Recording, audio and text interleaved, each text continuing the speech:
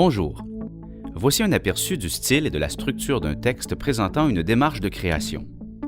Le texte d'une démarche de création sert à présenter brièvement et clairement une œuvre que vous avez créée. Il s'adresse à un lecteur qui ne connaît pas l'œuvre présentée et à qui vous devez fournir des pistes pour l'aider à comprendre votre travail. Ce texte ne doit pas mentionner votre intention de création.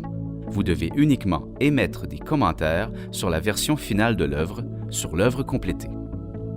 Quel style doit-on adopter pour présenter sa démarche de création? Tout d'abord, choisissez les pronoms qui vous conviennent. Certains préfèrent rédiger au « je » en donnant une touche plus personnelle à leur texte. D'autres vont préférer employer le pronom « on » ou « il », impersonnel, plus neutre et objectif. De plus, évitez les tournures trop subjectives et remplacez-les par des énoncés explicatifs. Par exemple, au lieu d'écrire « le jaune est une belle couleur », on écrira « la couleur jaune symbolise la vigueur de tel élément ».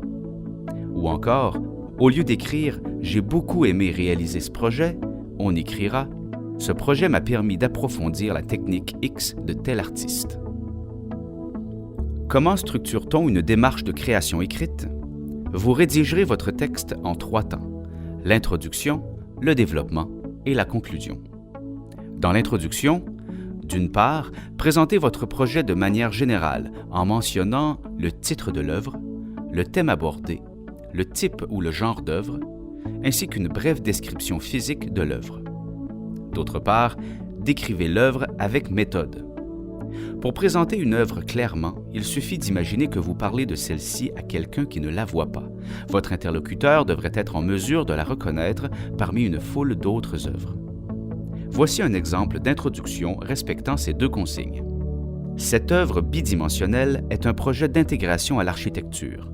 L'image numérique créée à partir de 2 photographies, l'une ancienne et l'autre actuelle, est exposée devant l'église Saint-Patrice de Rivière-du-Loup. Ce photomontage de grand format, monté sur un panneau d'aluminium, traite de la religion et de l'environnement. L'imagerie nous montre un Christ en croix recouvert d'écorce de bouleau sacrifié devant l'église, un bâtiment patrimonial. Enfin, évitez de montrer que le texte est écrit dans le cadre d'un travail scolaire. Par exemple, au lieu d'écrire « Dans ce projet d'image numérique, nous devions créer une œuvre photographique modifiée par ordinateur à l'aide de Photoshop. Le thème étant l'œuvre du temps, nous devions intégrer une photo personnelle, une photo ancienne, une image de texture et un objet. » On écrira « Cette œuvre photographique modifiée par ordinateur est créée à partir du thème « L'œuvre du temps ». Pour rédiger le développement de votre démarche de création, pensez à suivre ces 2 conseils. 1. Décrivez votre œuvre en présentant uniquement ce que le spectateur voit d'elle. Pour ce faire, abordez les qualités formelles de l'œuvre pour mettre en évidence votre concept. En voici quelques exemples. Le choix des techniques, du style, la qualité de texture, le grain, la composition, le rapport fond-forme, la coloration, les contrastes, la tonalité, le cadrage, les effets numériques, le rythme, le jeu des lignes, le jeu des plans, les qualités visuelles. 2. Organisez les aspects abordés en 2 temps. Décrivez d'abord un aspect, une qualité formelle, pour que votre lecteur l'identifie bien dans l'œuvre. Nous le soulignons dans l'exemple suivant. La montre représente le temps qui s'est écoulé avant ma naissance.